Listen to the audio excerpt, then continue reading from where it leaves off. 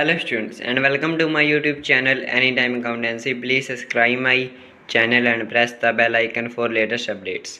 आज हम बात करें क्लास 11th के जिस टॉपिक की उसका नाम है प्रोसेस ऑफ अकाउंटिंग। उसके अलावा बात करेंगे बेसिस ऑफ अकाउंटिंग की, जिसमें हम बात करेंगे कैश बेसिस और अक्रूवल बेसिस की, दोनों की एडवांटेजेस और डिसएडवांटेजेस की बात करेंगे फॉर 2021। और उसके अलावा बात करेंगे हाइब्रिड बेसिस ऑफ अकाउंटिंग की।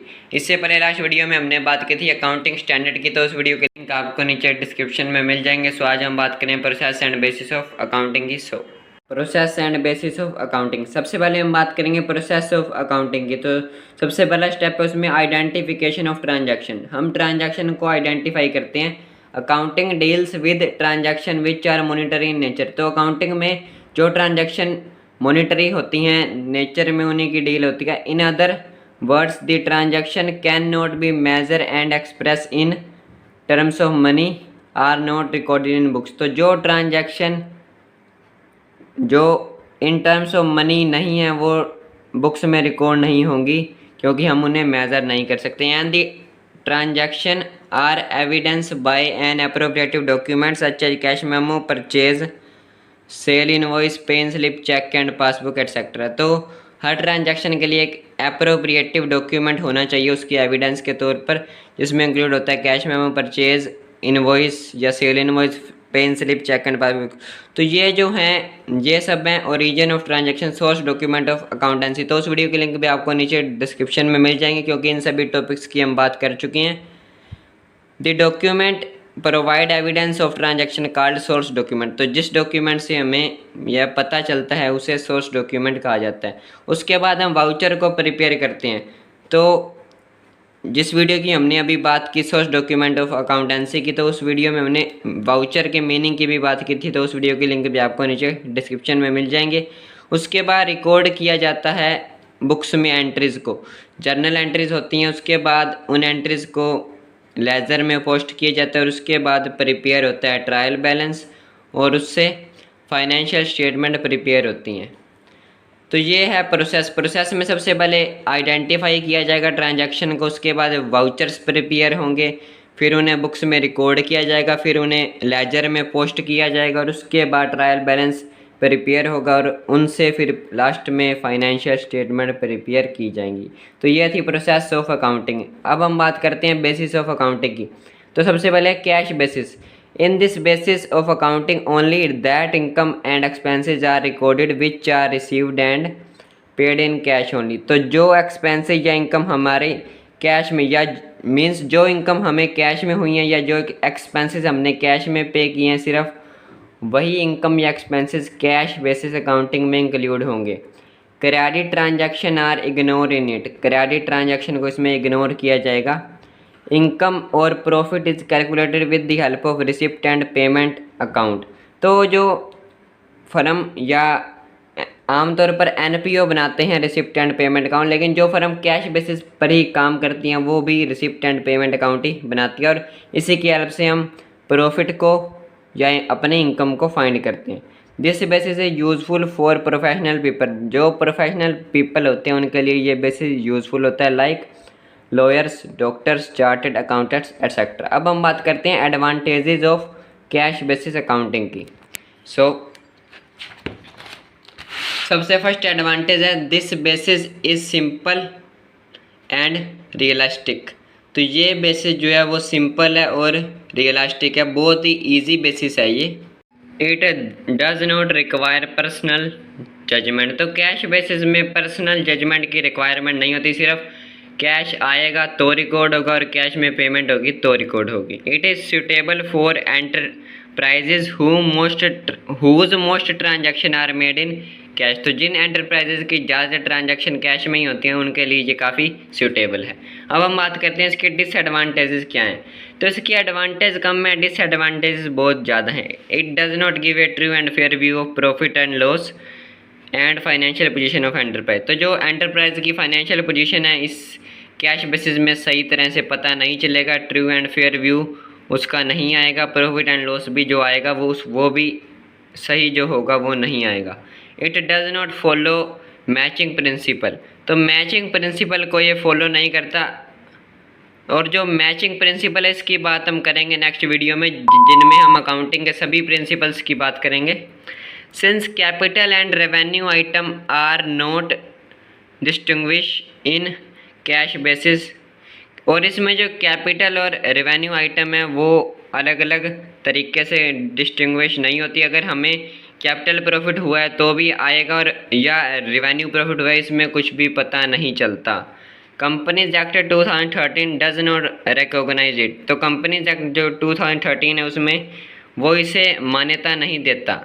There is great possibility of manipulation of profit in cash basis of accounting, और कैश बेसिस जो होता है इसमें जो धोखेबाजी है उसके चांस, फ्रॉड के चांस भी बहुत ज़्यादा होते हैं। इसमें हम आसानी से अकाउंट्स में फेरबदल कर सकते हैं। अब हम बात करते हैं अक्रूवल बेसिस ऑफ अकाउंटिंग की। So in accounting accrual basis is use for recording transaction, तो अकाउंटिंग में अक्रूवल बेसिस का यूज़ ज़्यादातर किया जाता है ट्रांजैक्शन को रिकॉर्ड करने के लिए। It provide more information compare to cash basis, क्योंकि कैश बेसिस के अगर कंपेयर में हम अक्रूवल बेसिस की बात करें तो ये ज़्यादा इन्फॉर्मेशन प्रोवाइड करता है। In this concept revenue is recorded when goods and services are render, तो इस कंसेप्ट में रेवेन्यू को रिकॉर्ड किया जाता है when goods and services are render whether cash is received और नॉट, अगर हमने गुड्स या सर्विसेज प्रोवाइड किए हैं चाहे हमें कैश मिला चाहे नहीं मिला इसमें रिकॉर्ड होगा। And also expenses paid in cash और नोट, चाहे हमने एक्सपेंसेस कैश में पे किए या नहीं किए वो भी रिकॉर्ड होंगे। This concept is help in finding true profit and loss, profit और लॉस जो सही होगा इसमें हमें पता चलता है। उसके अलावा फाइनेंशियल पोजीशन जो है हमारी फर्म की, एंटरप्राइज की, वो भी पता चलती है। This concept is often describe as matching concept. All income and expenses like unearned income और accrued income also record in it, तो चाहे जो इनकम हमें हुई चाहे नहीं हुई, चाहे एक्सपेंसेस हमने अभी तक पे नहीं किए, आउटस्टैंडिंग है, या हमने एडवांस में यानी कि प्रीपेड हो गए, सब कुछ अक्रूवल कंसेप्ट या अक्रूवल बेसिस ऑफ अकाउंटिंग में रिकॉर्ड होगा। तो नेक्स्ट अगर हम बात करें तो under companies act 2013 all companies required to maintain their accounts according to this basis, तो कंपनी एक्ट 2013 के अकॉर्डिंग सभी कंपनीज को अक्रूवल बेसिस के अकॉर्डिंग ही अपने अकाउंट्स को प्रिपेयर करना होता है। Rent due to landlord but paid no treated as expense, अगर हमने रेंट अभी तक पे नहीं किया लेकिन पे तो करना है, तो अभी तक पे नहीं किया तो भी इसमें रिकॉर्ड होगा। In this account outstanding prepaid expenses are also return, तो अभी हमने बात भी की कि चाहे आउटस्टैंडिंग है चाहे प्रीपेड है सब कुछ इसमें रिकॉर्ड होगा। लेकिन कैश बेसिस में सिर्फ कैश से रिलेटेड ट्रांजैक्शनें रिकॉर्ड होती हैं, उसमें सिर्फ कैश आएगा या जाएगा तो रिकॉर्ड होगा, क्रेडिट की कोई ट्रांजैक्शन नहीं होती। लेकिन अक्रूवल कंसेप्ट ज़्यादातर यूज़ होता है। कंपनीज एक्ट के अकॉर्डिंग भी यही कहा गया है कि सभी कंपनीज को अक्रूवल बेसिस के अकॉर्डिंग ही अपने अकाउंट्स प्रिपेयर करने हैं, क्योंकि ये ज़्यादा सही है। इसमें सभी ट्रांजैक्शन रिकॉर्ड होती हैं, चाहे आउटस्टैंडिंग, प्रीपेड, अक्रूव्ड, अनअर्न्ड। तो अब हम बात करते हैं advantages of accrual basis of accounting. So it gives true profit loss of business because all transaction are written in it, क्योंकि सभी ट्रांजैक्शन इसमें रिकॉर्ड होती हैं तो सही प्रॉफिट या लॉस जो होगा फर्म का वो हमें पता चल जाएगा। It follow matching principle of accounting, तो ये जो मैचिंग प्रिंसिपल है उसे फॉलो करता है। It makes a distinguish between capital and revenue expenses because there is consistency in it, क्योंकि जो अक्रूवल कंसेप्ट है ये जो कैपिटल रेवेन्यू या कैपिटल इनकम है या रेवेन्यू नेचर की इनकम है तो उसमें ये डिफरेंस को बता देता है, लेकिन कैश बेसिस में इस डिफरेंस के बारे में पता नहीं चलता। It is recognised by companies act 2013, तो कंपनी एक्ट 2013 इसे मान्यता देता है, उसके अंडर ये रिकॉग्नाइज्ड है। इसकी डिसएडवांटेजेस में वो भी देख लेते हैं। It is not simple as cash basis accounting, ये कैश बेसिस अकाउंटिंग की तरह सिंपल नहीं होता, क्योंकि कैश बेसिस बहुत ही सिंपल है, उसमें अगर कैश आएगा तो रिकॉर्ड होगा या जाएगा तो रिकॉर्ड होगा, लेकिन ये उतना सिंपल नहीं है। It require the use of personal judgement, तो इसमें पर्सनल जजमेंट की भी रिक्वायरमेंट होती है, लेकिन कैश बेसिस में कुछ भी पर्सनल जजमेंट की रिक्वायरमेंट नहीं होती।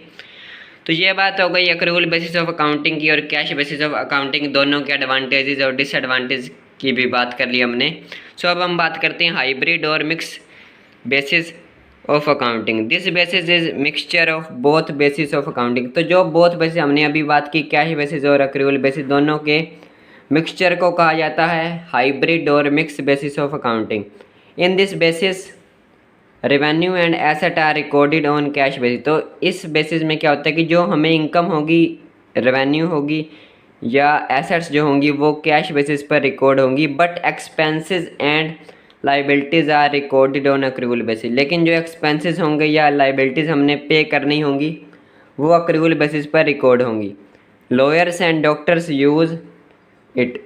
आमतौर पर जो लॉयर होते हैं या डॉक्टर होते हैं वो इसे यूज़ करते हैं। They make receipt and payment account to ascertain their profit. वो रिसिप्ट एंड पेमेंट अकाउंट बनाते हैं ये जानने के लिए कि उनका प्रॉफिट कितना हुआ है। They ignore their outstanding income.